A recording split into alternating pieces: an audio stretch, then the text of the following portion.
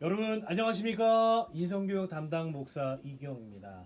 오늘은 특별히 1학년 친구들만을 위한 수업을 진행하도록 하겠습니다. 오늘 여러분과 함께 나눌 수업의 주제는 우리 다 함께 읽어보도록 할까요? 시작!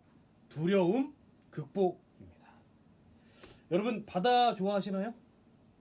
여름하면 바로 딱 떠오르는 명소, 장소 여러분 어디가 많이 있죠? 바로 바다입니다. 그래서 여름하면 대부분 우리가 즐겨 듣는 노래 가운데서도 이 바다에 관한 주제가 대부분인 것 같아요. 여러분 바다 하면 어떤 이미지가 먼저 떠오르십니까? 바다를 보는 순간 복잡했던 마음의 모든 근심 사라지고 그 마음을 채우는 마음, 어떤 마음들이죠? 평화롭고 아름답고 맑은 기운이 우리들에게 들어옴을 경험하게 될 것입니다. 여러분 바다는 우리에게 평안을 주는 곳인 것 같아요. 여러분 이 장면은 어떤 장면인 것 같습니까? 목사님이 예전에 해외에 불쌍한 우리 이웃들을 좀 돕기 위해서 선교를 나갔던 경험이 있었어요. 그 선교를 가기 위해서 여기에 보이는 것처럼 멋진 유람선을 타고 작은 섬을 향해 가고 있었습니다. 여러분 작은 섬을 가기 위해서는 이 큰 배로 그곳까지 갈 수가 없어요. 반드시 한 장소에 머물러서 바로 이와 같이 작은 배로 갈아타고 그 작은 섬까지 들어갈 수 있는 곳입니다. 그런데 여러분 제가 이 작은 배를 타고 들어가는데 엄청난 경험을 하게 되었습니다. 마치 영화에서 나오는 것처럼 폭풍우를 만나게 된 거예요. 여러분 여기 나오는 거 뭐 이 정도까지는 아니었지만 정말 나 이러다가 죽는 거 아니야? 라고 생각할 정도의 엄청난 폭풍을 만나게 되었습니다. 여러분 목사님이 무서워했을까요? 안 무서워했을까요? 저도 인간인지라 너무 무섭더라고요.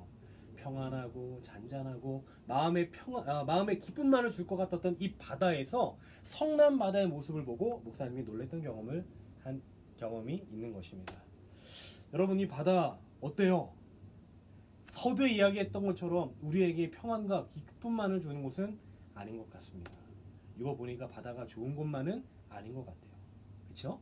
그런데 여러분 다시 생각해 보면 그럼에도 불구하고 바다는 우리에게 기쁨과 만족과 아름다움을 보여주는 곳인 것 같습니다. 여러분 여기 보니까 이 돌고래들이 유영하고 있는 모습이 보이고 있습니다. 평화로워 보이죠? 이 모습은 어떤가요? 자연의 대경이로움을 확인할 수가 있습니다. 유유히 파도에 따라 움직이는 이 바다 표본과 물개들의 모습, 우리들에게 기쁨을 주고 있습니다. 여러분 이 바다에는 사람 사이에만 있는 우정과 사랑이 있는 것이 아니라 이곳에도 사랑과 우정이 있습니다. 정말 아름다운 모습인 것 같아요. 지금 돌고래와 개들이 멋진 우정을 나누고 있습니다. 얼마나 우애가 좋은지 보세요. 이 골든 리트리버 이 강아지가 지금 뭐 하고 있습니까? 이 돌고래 등에 타서 서핑을 하고 있습니다. 혹시 공부에 지치고 있는 친구들이 있다면 다음 영상을 보시면 조금이나마 마음의 위로와 평안을 얻지 않을까 싶어요. 여러분 너무 귀엽지 않나요? 바다에는 이와 같이 너무나도 사랑스럽고 귀여운 동물들이 넘쳐나는 곳입니다. 여러분을 향해 빵긋 웃고 있는 우리 물개의 모습을 보십시오. 너무나도 귀엽지 않습니까? 자 이제 다시 한번 시선을 달리해가지고 조금 더 아래로 내려가 보도록 하겠습니다. 여러분 이렇게 쭉 잠수해서 심해까지 내려가게 되면 바다 안에는 어떤 생물들이 살고 있을까요? 방금 전 보았던 물개, 방금 전 보았던 귀여운 바다 생물과는 전혀 다른 이와 같이 회개망측한 생물들을 마주하게 됩니다. 이름도 모르겠어요. 여러분 이거 보니까 거의 뭐 게임 속에 나오는 괴물 캐릭터 같지 않습니까? 여러분 이걸 보니까 바다는 귀엽고 아름다운 것도 있지만 이와 같이 흉측하고 끔찍한 것도 함께 공존하는 것 같습니다. 제가 이렇게 서두에 지금 바다 이야기를 하는 이유가 있어요. 그 이유는 사실 이 바다가 우리가 살고 있는 세상을 상징하는 것 같았기 때문입니다. 여러분 우리가 사는 세상도 마찬가지 아닙니까? 때로는 아름답고 경이롭고 기대감이 넘치는 곳이지만 또 때로는 두렵고 무섭고 절망이 있는 곳입니다. 우리가 사는 이 세상을 다시 한번 정해보자면 희망과 절망이 공존하는 것 같아요. 여러분 오늘 돌아가셔서 네이버 포털 기사만 보셔도 집에서 TV를 틀고 뉴스만 보셔도 오늘 이 하루 동안 일어났던 좋은 소식뿐만 아니라 나쁜 소식들도 함께 접하실 수 있습니다. 세상을 바라볼 때 희망과 절망을 동시에 경험할 수 있는 곳이 바로 우리가 살고 있는 세상이 아닐까 생각해 봅니다. 그렇다면 여러분, 우리는 이 절망과 희망이 공존하는 곳에서 무엇을 바라보고 살아야 우리에게 이득이 되고 우리가 행복할 수 있을까요? 우리는 무엇을 보고 살아야 할까요? 제가 여러분에게 특별한 인물을 소개해 드리려고 합니다. 우리 남자들 가운데 축구를 좋아하는 친구들은 다 알 거예요. 이 선수가 누굽니까? 작년 EPL 우승의 주인공, 그리고 그 이전에 챔피언스 리그 우승의 주역 사디오 마네라고 하는 선수입니다. 여러분 잘 아는 것처럼 이 선수는 출중한 실력에 걸맞는 연봉을 받는 선수입니다. 수백억 원의 연봉을 받는 세네갈 국가대표 출신 선수예요. 축구 실력이 너무나도 출중합니다. 출중한 것을 뛰어나 모든 부와 명예를 거머쥔 선수가 바로 이 사디오 마네라고 하는 선수예요. 그런데 어느 날 이 사디오 마네가 다른 걸로 유명세를 탄 적이 있었습니다.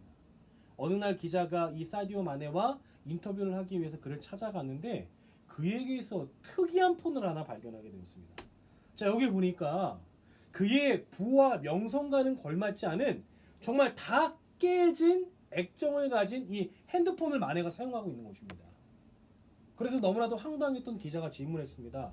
아니 사디오 마네, 당신은 정말 부자인 걸 내가 알고 있는데 왜 그 깨진 핸드폰을 사용하고 있으십니까?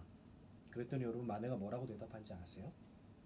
수백억을 받는 스포츠 스타 이 마네가 다음과 같이 얘기하는 거예요. 그게 뭐 어때서요?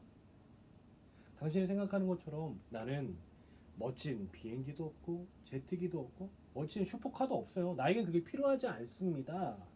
나는 어릴 적 너무나도 가난하게 살았습니다. 학교 가기도 형편이 좋지 못했어요. 그래서 나는 내가 벌어들인 수익으로 나와 같이 불우한 환경을 살아가고 있는 사람들을 돕는 목적으로 내가 받는 모든 연봉들을 사용하고 있습니다. 그게 더 멋진 삶 아닌가요?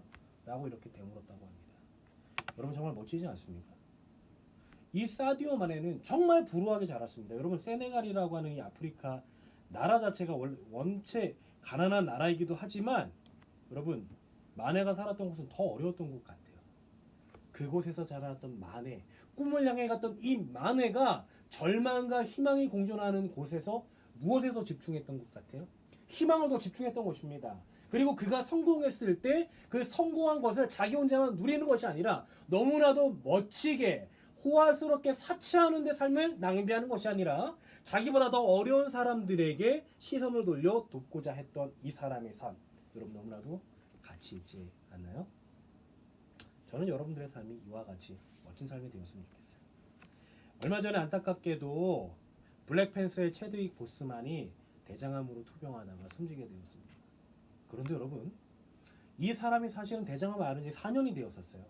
4년 동안 그 병을 사람들에게 공개하지 않았지만 이 죽음의 위기가 닥쳐왔음에도 불구하고 그는 절망 속에 갇혀있지 않고 자기의 생명이 붙어있는 한 자기보다 못한 사람들을 돕기 위하여 소아병동을 찾아가 소아암을 앓고 있는 친구들에게 희망을 주기 위해서 매주같이 봉사했다라고 하는 것입니다. 그는 죽어가면서도 다음과 같이 이야기했다고 합니다. 병마가 나를 망가뜨릴 수 없습니다. 우리는 우리보다 못한 사람들의 삶을 더 낫게 만들기 위해 노력해야 합니다. 이 세상에 존재하는 모든 사람들은 풍요롭게 살 이유가 충분한 사람들입니다. 특별한 순간을 누릴 자격이 있는 사람들입니다. 그들을 위해 저는 끝까지 돕고 싶습니다.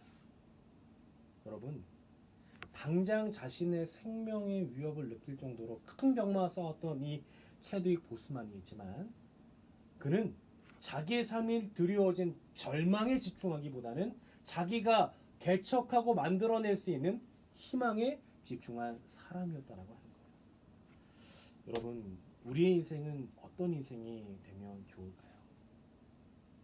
인생을 살아가다 보면 우리가 원하던 원치 않던 인생의 여러 난관들을 만나게 됩니다. 그때 여러분 그 난관들을 내가 어떤 시선으로 바라보느냐에 따라 그 난관이 나를 넘어뜨리는 걸림돌이 될 수도 있고 나로 하여금 한 단계 더 성숙하고 도약할 수 있는 디딤돌도 될 수 있는 것입니다. 여러분 생각을 달리하면 여러분의 인생의 운명이 달라지는 것입니다. 여러분 생각을 달리하면 난관이 인생에 없는 것은 아니지만 무서워할 이유가 없는 거예요. 그것은 나를 넘어뜨리기 위한 걸림돌이 아니라 한 단계 성장하고 도약할 수 있는 디딤돌인 것입니다. 여러분 앞에 불가능한 것처럼 보이는 여러 난관들이 있나요? impossible. 거기에서 여러분 시선을 조금만 달리하면 impossible이 아니라 I'm possible. 내가 할 수 있는, 내가 도약할 수 있는 디딤돌이 될 줄 믿습니다. 여러분 잘 아시는 것처럼 저는 신앙하는 사람입니다. 신앙이 우리에게 주는 유익이 무엇인가요? 혼자 극복할 수 없고 혼자 넘을 수 없는 장애로 앞에 그것을 포기하고 뒤돌아서는 것이 아니라 그것을 뚫고 나아갈 수 있도록 힘과 능력을 주시는 우리의 하나님, 우리의 예수님이 함께한다라고 하는 이 든든한 백이 있는 것입니다. 여러분 불가능하지 않아요. 할 수 있습니다. 내 앞에 있는 난관은 나를 넘어뜨리기 위해 만들어진 걸림돌이 아니라 내가 한 단계 성장하고 도약하고 비상할 수 있는 디딤돌임을 믿으시게 되길 바랍니다. 우리가 그와 같이 주장할 수 있는 이유는 무엇이에요? 우리가 눈을 떠 내 뒤에 계시는 든든한 백 대신 우리의 하나님을 바라볼 수만 있다면 능력과 지혜와 필요한 모든 것들을 조합하여 가장 좋은 것을 주실 수 있는 하나님에게 집중할 수 있는 믿음의 눈이 있다면 우리 앞에 불가능한 것은 없는 것입니다. 여러분 다음과 같은 성경절이 있어요. 빌립보서 4장 13절입니다. 내게 능력 주시는 자 안에서 내가 모든 것을 무엇할 수 있느니라? 할 수 있느니라. 이 말씀이 여러분의 인생의 실마리를 풀어주는 비밀의 키가 되기를 바라며 오늘 제가 준비한 수업 여기서 마치도록 하겠습니다.